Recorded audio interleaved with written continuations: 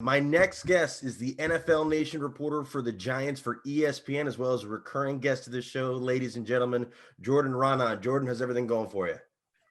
Good. Live from my car right there for you. Hey. There you go. So Look at this background.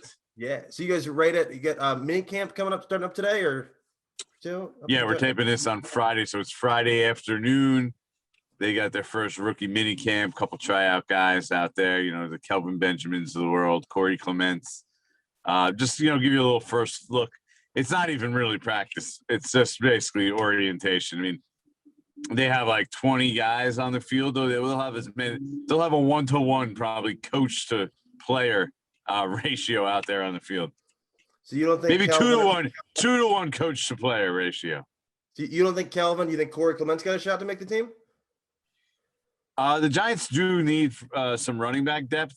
They could probably use another running back for training camp at the very minimum. So I don't know. Corey Clement had a bunch of injuries too that he has dealt with, but adding a running back is definitely not out of the realm of possibilities for this team. You think Kelvin could be a practice squad guy who doesn't make the team? Man, that's tough. What, a 30-year-old? 30? Is he that old? Damn. Yeah. I mean, heck, he was drafted in what, 13 or 14? He was Winston's receiver, right? At Florida State. Yeah,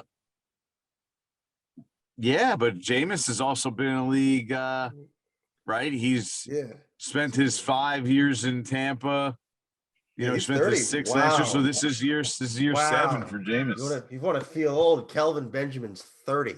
Dave Gettleman drafted him in Carolina. I remember his first great year, and I'm like, all right, and then he's good, and then I think who was the broadcaster that said during the broadcast he's like one hamburger. Booger McFarland, yeah. So what do you think that they're just bringing him in just to see? You don't think he's gonna make the team? I mean, the Giants are pretty stacked at wide receiver. They're really deep there right now. So I mean, that would be. I don't see this being the investment they're likely to make, but hey, who knows? Maybe he blows them away. We'll see. And then so Golden Tate's no longer. He was there last year. I get mixed up. You have so many receivers. Yeah. So. Well, he was there last year, but you might have missed it because he wasn't really there. I mean, he basically devolved into the third wide receiver. So they knew they had to upgrade that this offseason. He wasn't part of their future. They released him, signed Kenny Golladay, obviously their huge move of the offseason on the offensive side of the ball. They added John Ross. They drafted Kadarius, Toney. They've got some options there for sure. They're deep at wide receiver. Think about it. They got Darius Slayton, Sterling Shepard, Kenny Golladay. Then you got Kadarius, Toney, John Ross, and even they took a flyer on Dante Pettis, who's a guy who was a pretty talented guy who they claimed late last year. Came on a little bit, showed a little something at the end of the year. So there's some guys in that room for sure. Is Akeem Nick still there? Or is his last year at the team? What's he doing now? He is off the grid. I saw him with license plate guy recently. I don't know, license plate guy is like super Giants fan. So he's around somewhere. Memorable Akeem Nick's moment for us was that he once brushed his teeth in the middle of the locker room, not in front of the sink during for an entire interview. One of the more interesting. No, you won't find that. It was like in the middle of like an impromptu locker room after the game. Like I don't think there's gonna be video of it, but it was. It's very rare that you see someone brush their teeth without a sink. It's one that sticks out. Yeah. So Colt McCoy is no longer the backup, right? They didn't. You got the Mike Glennon here. Upgrade. Yeah. I don't know about upgrade. The people that I talk to, like talent evaluators, actually think it's a downgrade. Yeah. The Giants are in on Daniel Jones. Let's be honest. This is his year, make or break kind of deal. He's got to step it up and play much better this year. So what do you think they need to see from him to guarantee maybe he's going to get another season in New York? Progress, growth, hope that he's the quarterback of the future. I mean, I would expect him to get, if I had a bet on it, I'd bet on him getting another season in New York. I mean, he has a lot more talent around him. like they were 31st. Last year was just a bad year all around. Saquon went down. It was just a mess. Like the line wasn't good. The weapons were bad. Jones struggled. He played poorly. I think people forget he actually had a promising rookie year at this point, because last year was kind of the other end of the spectrum. He really did not take the steps forward that people wanted. But there was things working against him. I mean, a new offense for the second straight year he had to learn. The weapons just were not there. The offensive line was bad. And while he did take care of the ball better, which was a big problem his rookie year, I mean, they finished 31st in points by a pretty wide margin. Only the Jets scored fewer points last year than the Giants. And obviously that's not all Daniel Jones. So adding all those guys kind of puts them in position where I think you're going to see a different quarterback than you did last year with the Giants. How excited are you for Sterling Shepard to finally have a single digit?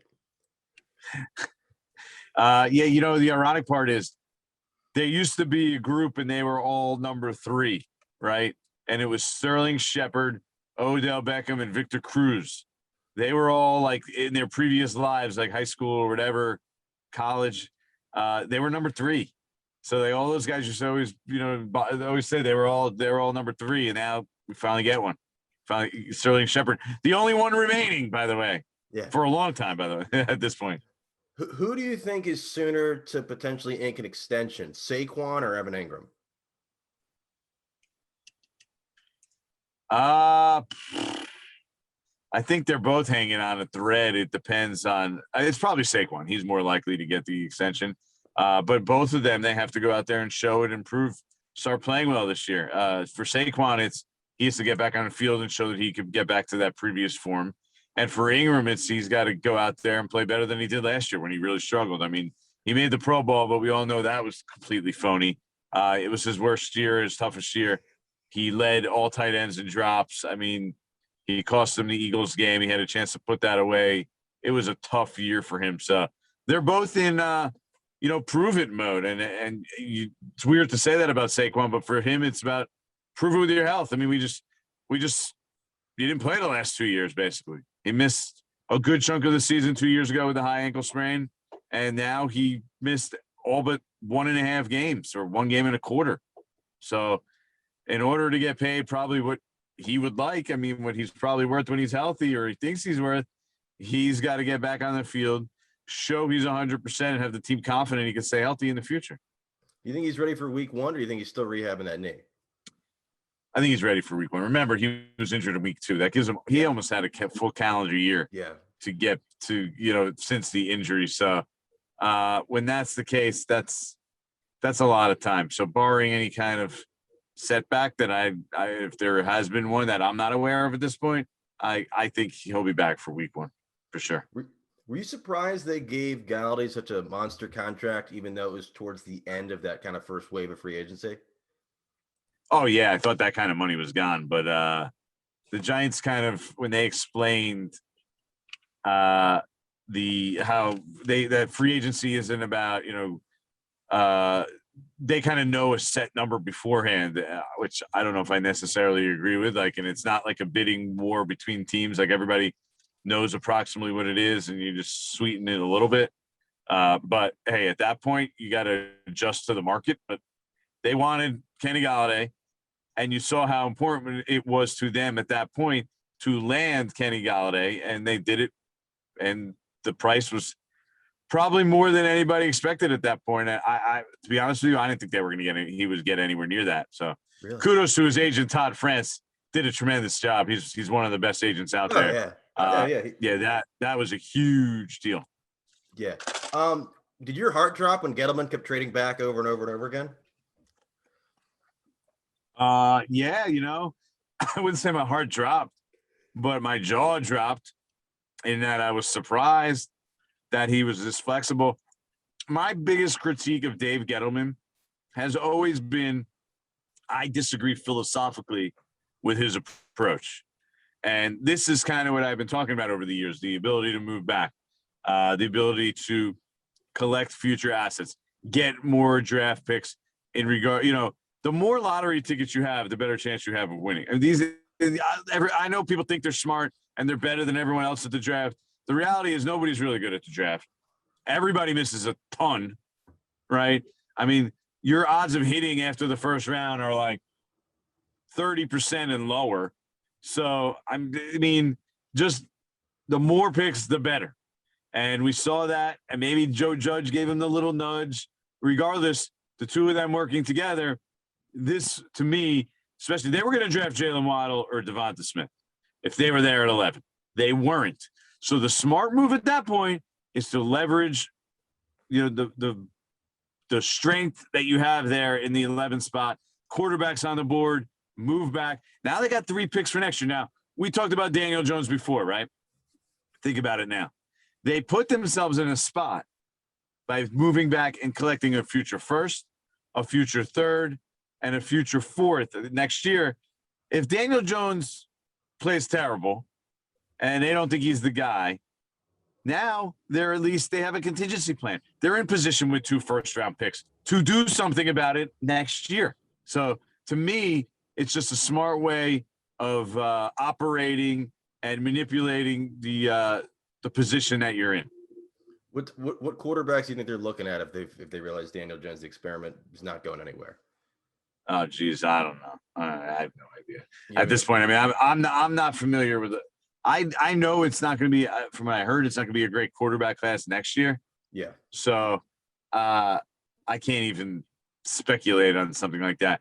But, to be honest with you, that's when the Giants, like everything about, Russell Wilson now or, Aaron Rodgers. I mean, it's ridiculous. The Giants aren't in that position yet to go to get the guys, but they're building up. Next year, depending on what happens with those guys and everyone out there in the draft, all that changes because they're built up their roster around the quarterback position now. They're getting in better position where, okay, maybe next year, if they do add a top-end quarterback, then all of a sudden it would be worthwhile because they can actually seriously compete.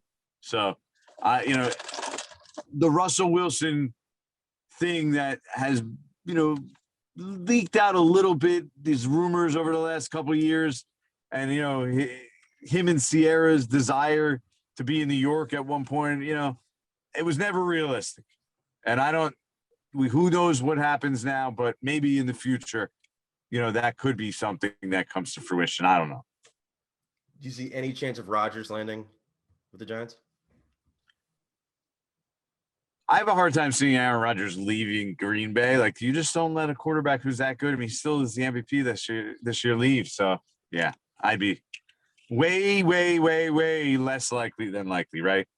Yeah.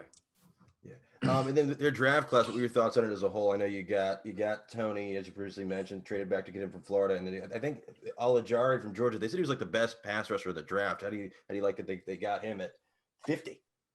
Yeah, the knee was scary. Some teams didn't feel comfortable drafting him, thinking that it wasn't a great long-term investment. But for the Giants, I mean, he's the guy who never missed games or practices because of his knee. I don't think that's something you're worrying about in the short term. If that's something 4 years down the line, 5 years down the line, when you're worrying about a second deal you have to worry about, that's fine. I mean, if you get 4 really good years from a second-round pick, that's not okay. That's fine. It's not the end of the world. So to me, that was a really good pick for them. Toney, a lot of people like him. I think he's really raw, that he can grow into it. He hasn't played wide receiver that much. Remember, this was his breakout year this past year. And he was a guy who was a quarterback beforehand down in Mobile, Alabama. And he kind of came to Florida and they had the human joystick. They had to figure where he kind of fit in. So, but I like it. I mean, Ellerson Smith in the 4th round is a good high upside crapshoot guy who's coming from Northern Iowa, who apparently looks like Adonis. Hopefully he doesn't play like Jane. So we'll see.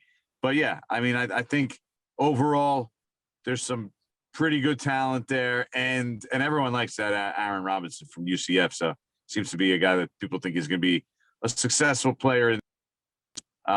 We'll ultimately see how that turns out, but overall good, because you have to factor in they now have 3 future picks on top of that draft class. Yeah, it's just wild. And then with the schedule, did the schedule release date do it for you? I think it's really overrated. well, as a reporter, you look at it and you say, okay, where are we going and where are we going, where are we going and where? So to me, like the most important thing is, all right, when are we going to LA to play? When are we going to Miami? When are we going to Tampa? Like the nice weather. Give me a nice December trip when it's freezing cold and I'm miserable here in New Jersey and I want to get the hell out of here.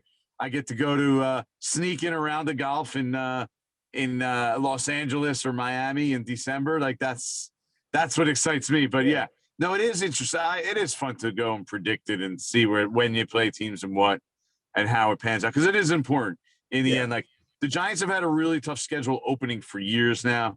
That they played in Dallas in the opener seemingly every year, even though they didn't last year. But like since I've been on this beat, and to not have that, to have like they're home against Denver, it's a way more winnable game than on the road against the Cowboys team that's been talented now for a pretty long time, which makes it a really tough opening game. You want to start off well. The Giants have been 0-2 the last 4 years. They were 0-5 in 2 of those 4 years. So to start off strong would be really nice for this team. And they have a much better chance this year than they have probably any time in the last 4 or 5 years, easy. Yeah. Well, plus you got Soldier Field on January 2nd, and it's beautiful in Chicago that time of year. So you should be. Yeah, that wasn't my preference. But look, you told me I get a November game in Tampa and 2 December, late November game in Tampa, and 2 LA and Miami in December. Sign me up, man. Sign me up. First, when you first saw the entire schedule, what kind of record did you have in mind? What do you think their ceiling? 9-8, 8-9. I mean, maybe everything goes completely perfect. They could be 10-7, but that would be that's pretty high, I think. Interesting. And then, who do you think finishes a better record this year, the Giants or the Jets? The Giants. Giants have a better overall roster right now. The Jets have a rookie quarterback. Yeah, I mean, the Giants their roster is getting much better. It's they have a competent roster, I think, for the first time really since 2016-17. Yeah. What about in the division? Who do you like this year? I actually do like Washington. I mean, I think that defense has really grown. I'm not a big Ryan Fitzpatrick fan. I wouldn't want him as a starting quarterback for my team, like especially long term. But if you want to sit there and say, well, Ryan Fitzpatrick is better than anything the Washington, I almost said the dreaded R word, and better than Washington, better than what Washington has put out last year. Like Ryan Fitzpatrick is a better quarterback than any of those guys. Yeah, I wouldn't be able to argue it. Like I say, yeah, you're probably right. So it is an upgrade at quarterback for them, and they have a great defense. And I love Terry McLaurin. I think they have some good, they added some offensive pieces to the mix. So I like the Washington team. I'm way more hesitant on Dallas. I'm sick of Dallas. Do something before we even sit here and talk about them being good. Oh, they got great talent. They have good talent. We say that every year. Every year, it's exhausting. Enough with the stinking Cowboys and their talent. Go prove something, and maybe I'll be a believer. But that's where I stand with them.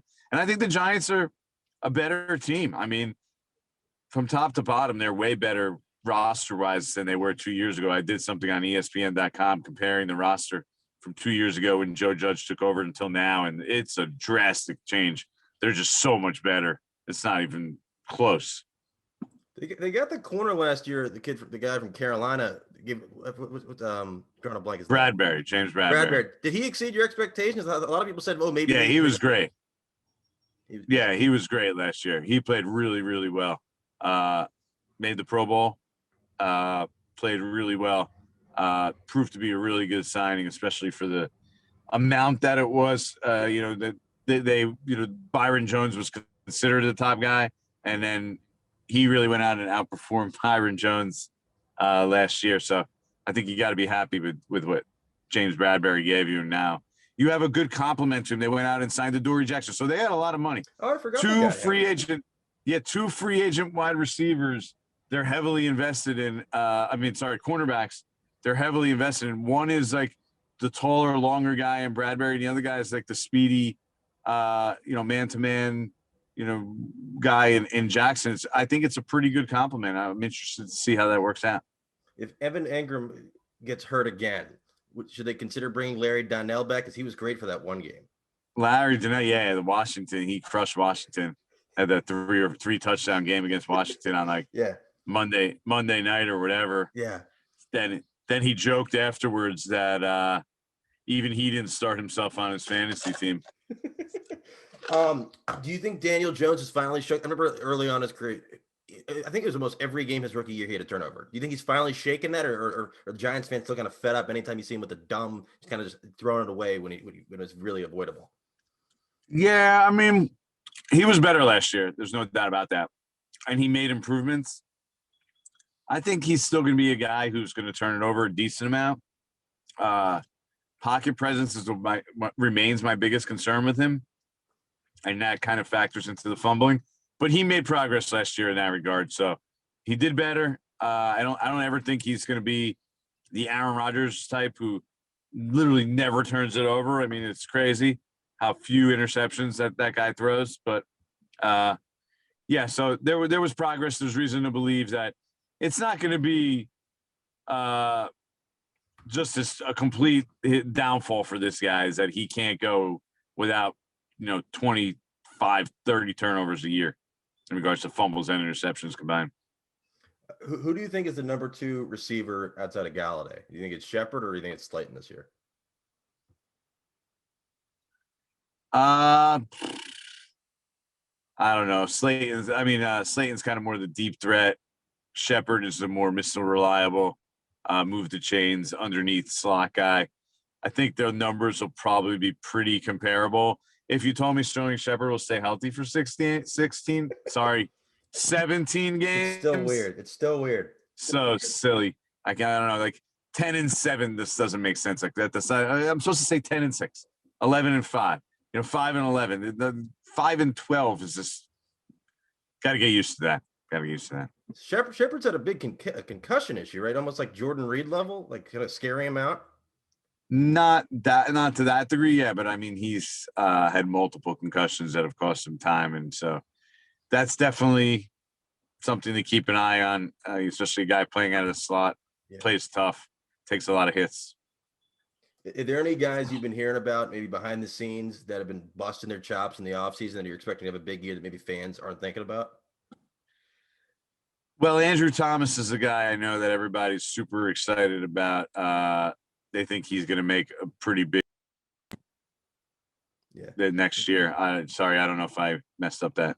No, I heard you. I hit a button. I might have muted myself for a second. Oh, yeah. And Andrew Thomas is a guy that they have a lot of confidence in, that he's going to continue building off last year. And Matt Parrott is a guy I heard he looks great. He was their 3rd round pick last year. So he is going to be given every opportunity, it sounds like, to be the starting right tackle ahead of Nate Solder, who's going to be more of the swing guy, they hope, if Parrott comes in and plays well. But I heard Parrott he always was long and impressive looking, but now he's jacked up in addition to that, and he just looks like he put on a lot more muscle, ready to make a significant impact here in year 2. And then there's one last question for you. So when you were looking at the schedule, was there any games outside of division games that kind of jumped out at you that you could have said, maybe this could be a swing game? This is a game maybe people aren't expecting us to win, that maybe we grab, that's just one in our favor looking towards the playoffs? That New Orleans game is the one that's interesting to me. That first 4 stretch, it's in New Orleans, but what is New Orleans going to be? Right. Yeah. The Giants got to get some wins early in the season, because there's a point where they get to the middle of the season and they have Monday nighters in Tampa Bay, Monday nighter in Kansas City. So, I mean, those are games that they're not going to be at the level yet that they can win those kind of really tough road games in prime time. I mean, I don't know who can win those games in prime time, to be honest with you, on the road. So they need to get those games early. That New Orleans game is kind of interesting to me. They probably need to be 3-1 at that quarter pole for you to feel really good about this team, I think. Did you take a look at the end of Washington's schedule? I'm pretty sure they have 5 division games in the year, which I've never seen before. Yeah, the NFC East is all stacked at the end of the division. The Giants, I believe, are 3 of the last 4 weeks. So those will obviously be big games. The Eagles Giants rivalry seems to be heating up a little bit. Eagles kind of threw in the towel in week 17 last year. They We all should have saw won. that. They should have won. It was pathetic. They threw in the towel. They didn't care about the game. And then, the Giants, they were both in it for Adoree Jackson. The Giants got him. Eagles then jumped the Giants in the draft to get Devonta Smith. So, yeah, we got some Eagles Giants late in the season. I think it's going to be nice. I'm sure the Eagles fans, since they haven't been in the games in 2 years, I'm sure they're going to be very, very well behaved wherever the game is, and they're going to be complete. Oh, absolutely. Yeah, Eagles fans are the class X. But always a pleasure having you on. Do appreciate it. How can people find you on social media? And I saw you have a podcast. You can plug that so people can check that out. Breaking Big Blue. I talk about the Giants and just being a reporter in general, covering the NFL and the Giants and working for ESPN. Try to keep it entertaining and light, throwing a lot of little nuggets there. So tune in. Jordan Raanan at Twitter. Jordan Raanan ESPN at Instagram. Thanks for having me, Zach, man. Appreciate it. Appreciate it, man. I can't wait for the season to start back up. I'm glad we still have a little bit of basketball left, because when it's just baseball, you got to find something else that's on TV. But football, can't wait. Season, fans in the stands, I'm excited. No more masks. We're good to go. Let's do it. But always a pleasure, and I do appreciate it. You got it, man.